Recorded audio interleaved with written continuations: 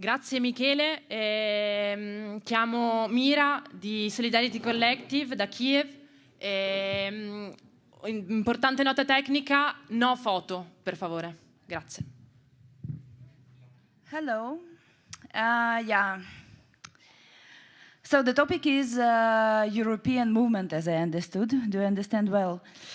We cannot have movement with people who are saying, yes, Russian army kills people in Ukraine, but it's impossible. Because, I mean, for me, it's very strange to see this, but the person is lying saying that Russian authorities were fighting against, like protesting against NATO for that long. They tried to join NATO not that many years ago. In 2008, they were trying to join NATO one more time and not fighting against it. So the person is lying. Some people are clapping because they don't care what he is saying and how true it is. They just wish the words to fulfill their expectations from this life. And life is much more tough, especially for people who live not on the rich West. I know how you see yourself. We see you as a rich West. And talking about the European movement, it's very different to talk here and to talk, for example, in Poland or Estonia, because there I don't need to explain why we are fighting. They observe Russian news. Many of them can talk Russian. They can see how Russia openly says genocidal, dehumanizing things about Ukraine and all the Ukrainians, how they call on their TV to smash our cities and to kill everybody who disagree. They know personally some of the comrades who keep being in Russian and Belarus jails. What about peace and freedom for them?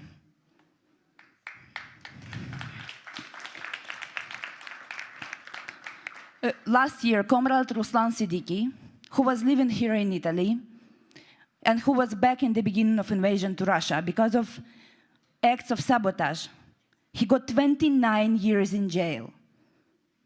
Is he a part of European movement?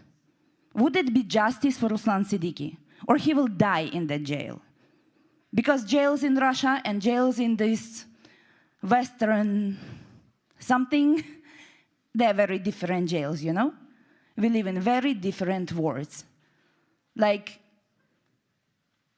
if we are kind of one European movement, as I said yesterday, I'm repeating today, ask us why we changed the opinion, why we decided to fight, why we agree to let our people to fight. Our people, I'm not meaning nation, because people in the West love to catch the words from my not perfect English. I mean my friends. We are losing the best of the best. We are losing real revolutionaries. We are losing brave comrades. This year, we already lost 2 people. And I know, like,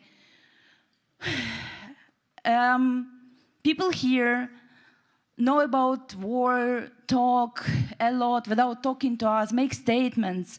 And whatever you expect is that when you will have war, your leftist comrades will show solidarity, not with you, but with poor Russian power people who protest and cannot go to their villas in Italy anymore. I really very confused with what is going on. I don't understand you, and I don't understand how to build the common movement when death can be yes, but.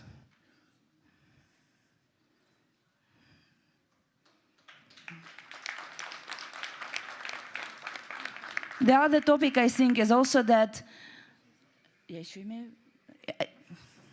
so the other topic is also, I really ask you, before telling this or that is Nazi, Ukraine is blah, blah, blah, before repeating Russian propaganda, ask Russian comrades. We have a bunch of organizations who have very good opinion. Check Memorial, check what they are saying, check what is Ruskiye Общины, for example. Because in Russia now, you can have application on your phone to call some Nazis if somebody non-white talking to you the way you don't like. Check what is going on there. Because it's very disturbing, not only for us.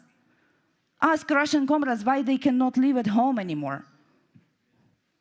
Ask in which conditions we already have people who died in Russian jails.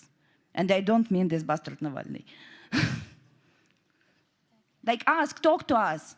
We exist. I mean, it's awful when Russia tried to take out subjectivity from us, to see that comrades are also trying to do the same. Remember who you are. I mean, like, whose comrades are you? Or maybe you are comrades of Russian power people. Then make it clear and this conversation will not exist.